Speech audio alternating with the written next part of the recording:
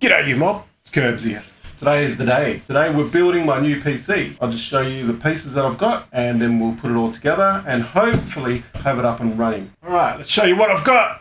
First off, I've got an X870E Aorus Pro Ice. Next we have my processor. So for the processors we've got an AMD Ryzen 9, the 9850X3D. Next we have my RAM sticks here. So we've got DDR5 and we've got 32 gigabytes of that at 6,000 megahertz. Hard drives are getting smaller these days. This, believe it or not, little thing is 4 terabytes. Cooling down my CPU, FX360 ID cooling, and we're going to be pairing all that up with RX 9060. I've got a full tower to put all in.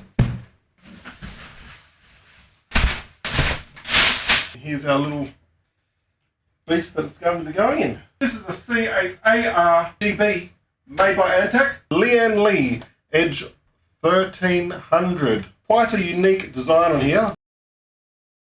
Now the fun begins.